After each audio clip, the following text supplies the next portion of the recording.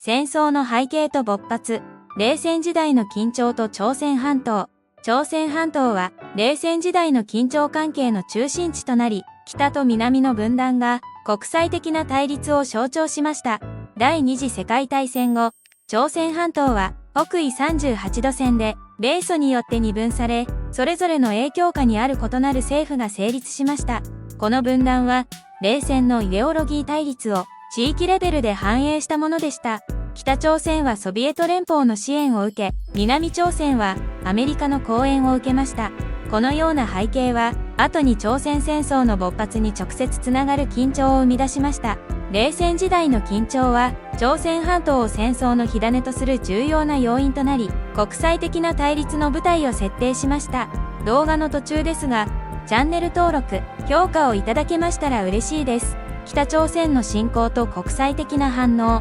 1950年6月25日の北朝鮮による南進は、朝鮮戦争の直接的な引き金となり、国際社会は迅速に反応しました。北朝鮮の突然の攻撃は、南朝鮮を急速に圧倒し、国連は会員国に軍事介入を求める形で対応しました。これは、冷戦下の国際連合の機能と、米ソ対立の一環としての行動を示しています。国連安全保障理事会は、ソビエト連邦の欠席を利用して、北朝鮮に対する軍事的介入を決議しました。これにより、主にアメリカを中心とする国連軍が結成され、戦争に介入しました。北朝鮮の侵攻は、朝鮮戦争を引き起こし、国際社会の迅速な軍事的対応を促しました。南北朝鮮の対立の根源。南北朝鮮の対立は、イデオロギー、政治、歴史的背景に深く根ざしており、朝鮮戦争の根本的な原因となりました。分断後の南北朝鮮は、それぞれ異なる政治体制と国際的後ろ盾を持ち、互いに正当性を主張し合いました。この相互不信と敵対は、緊張と衝突を高めました。北朝鮮は共産主義を、南朝鮮は資本主義を採用し、それぞれが統一朝鮮の唯一の合法的政府であると主張しました。この対立は、国内の政治的不安定さと国際的な圧力を高め、最終的に戦争へとつながりました。南北朝鮮の対立は、朝鮮戦争の勃発に至るまでの複雑な背景を形成し、その後の半島の歴史に深く影響を与えました。戦争の主要な転換点、インチョン上陸と国連軍の反攻。インチョン上陸は、朝鮮戦争における決定的な転換点であり、国連軍による大胆な反攻作戦が成功を収め、戦況を大きく変えました。北朝鮮軍が韓国をほぼ全土占領した状態で、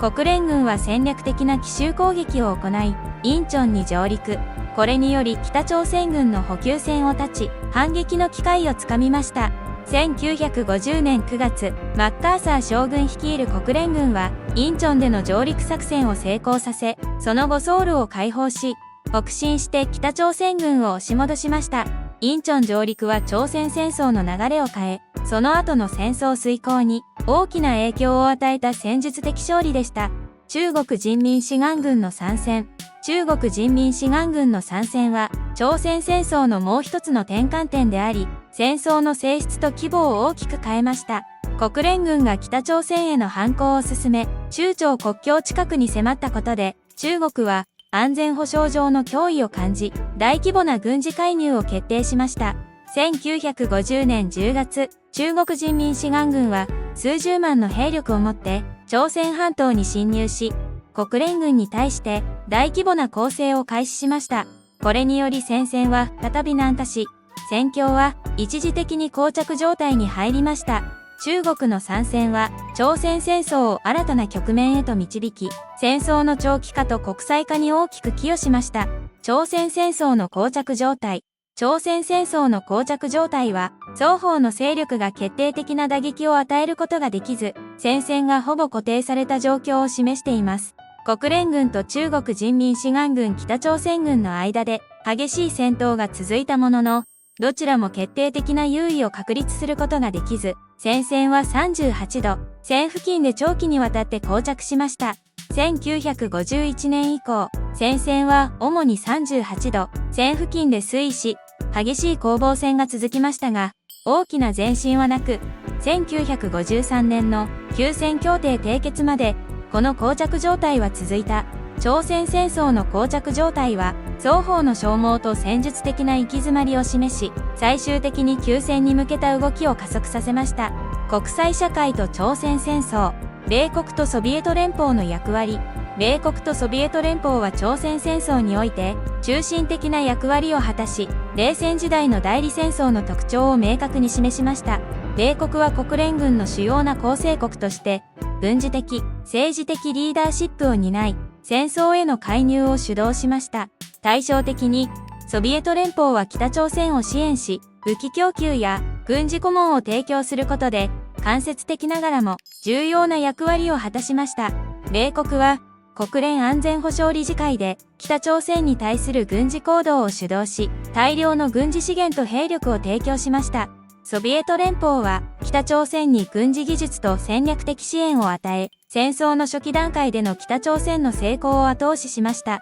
米国とソビエト連邦の役割は、朝鮮戦争、冷戦の大きな枠組みの中で理解する鍵であり、両国の対立は、半島での軍事衝突を通じて具現化されました。国連と朝鮮戦争。国連は朝鮮戦争において前例のない役割を果たし、国際的な協力による軍事介入の新たな模範を示しました。朝鮮戦争は国連がその設立以来、初めて会員国に軍事介入を要請した事件であり、多国籍軍を組織して北朝鮮の侵攻に対抗しました。国連安全保障理事会は、ソビエト連邦の不在を利用して、北朝鮮に対する軍事的対応を迅速に承認しました。これにより、米国をはじめとする複数の国が参加する国連軍が朝鮮半島に派遣されました。国連の介入は、国際社会が地域紛争に対処する方法に新たな方向性を示し、後の平和維持活動に影響を与えました。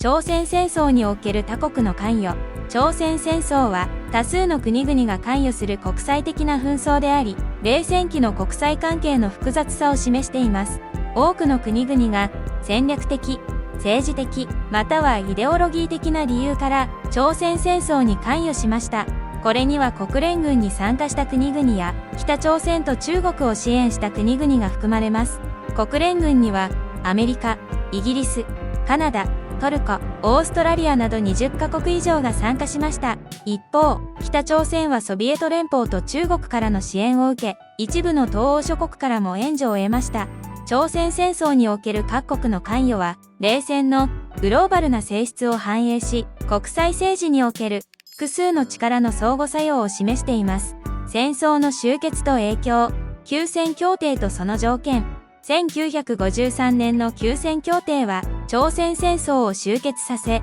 長期にわたる軍事的対立を一時的に停止しましたが、正式な平和条約は締結されていません。長期にわたる交渉と膠着状態の戦争の後、双方は戦闘を終結させることに合意しました。休戦協定は、戦線の膠着状態を反映したもので、北緯38度、線付近に非武装地帯を設置することなどが条件として盛り込まれました。休戦協定は、パンムンジョムで署名され、戦争中の前線を基本的に境界線として受け入れ、北と南に非武装地帯を設けることで、双方の軍事的緊張を緩和しました。休戦協定は、朝鮮半島の長期的な軍事的対立と緊張の基盤を築き、今日まで続く複雑な関係を形成しました。朝鮮戦争の長期的影響。朝鮮戦争は、政治的、経済的、社会的に韓国と北朝鮮に深刻な長期的影響を与え、冷戦の構造内での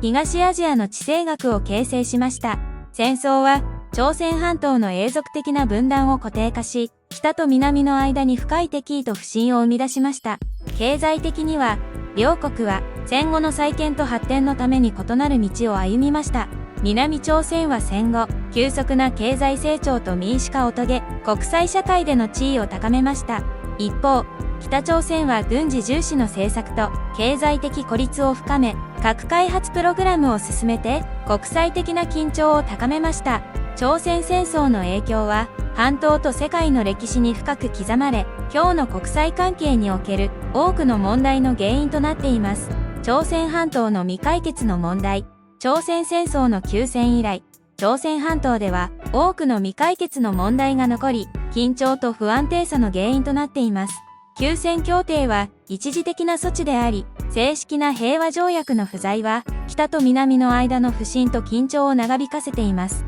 核問題、人権問題、経済的不平等など、多くの複雑な問題が絡み合っています。北朝鮮の核武装は、地域だけでなく、世界の安全保障に重大な懸念をもたらしており、南北の関係は、周期的な対話と対立を繰り返しています。家族の再会や経済協力など、解決すべき人道的問題も多数存在します。朝鮮半島の未解決の問題は、長期にわたる軍事的、政治的緊張の源であり、地域及び国際社会にとって重要な課題となっています。朝鮮戦争の歴史的意義、冷戦史における朝鮮戦争の位置づけ。朝鮮戦争は、冷戦期の重要な出来事であり、東西の対立が地域紛争に直接介入する形で顕現した最初のケースでした。戦争は冷戦のグローバルな枠組み内で発生し、米国とソビエト連邦及びその後継国である中国間のイデオロギカルな対立が具体的な軍事行動によって表現されました。朝鮮戦争は国連を通じた集団安全保障の実践としても重要であり、米国主導の国連軍と共産主義国家の支援を受けた北朝鮮軍との間で行われました。この戦争は、その後のベトナム戦争やアフガニスタン紛争といった冷戦下の他の代理戦争の先例となりました。冷戦史において朝鮮戦争は東西の対立が具体化し、代理戦争の概念が形成されるきっかけとなった重要な事件です。朝鮮戦争と朝鮮半島の未来。朝鮮戦争は朝鮮半島の未来に深い影響を与え、現在も南北の関係と地域の安定に影響を及ぼしています。戦争は半島の永続的な分断をもたらし、南北朝鮮間の緊張関係の根底にある対立の構造を固定化しました。これにより、半島の政治的、軍事的な未来は依然として不確実性に満ちています。現代においても、南北朝鮮は厳格な非武装地帯を隔てて対峙しており、両国の関係は対話と対立が交錯する複雑なものとなっています。北朝鮮の核開発は、この不安定さをさらに増大させています。朝鮮戦争は、朝鮮半島の政治的な未来と地域の安全保障に持続的な影響を与えており、解決に向けた動きは重要な国際的課題です。朝鮮戦争の記憶と遺産。朝鮮戦争の記憶と遺産は、南北朝鮮だけでなく、参戦国にも深く刻まれており、戦争の歴史的評価と理解に多様な視点をもたらしています。戦争は多くの人々に影響を与え、生存者やその家族には深い傷を残しました。また、戦争を通じて形成された国家間の関係や国内政策にも長期的な影響を及ぼしています。韓国では戦争の記憶が国家アイデンティティの重要な部分となっており、教育や文化において強調されています。北朝鮮では、戦争は米帝国主義に対する抵抗の象徴として位置づけられています。また、参戦した国々では、退役軍人やその家族による記憶の保存と唱えの活動が行われています。朝鮮戦争は、多くの国々の歴史において重要な位置を占めており、その記憶と遺産は今後も様々な形で受け継がれ、評価されていくでしょう。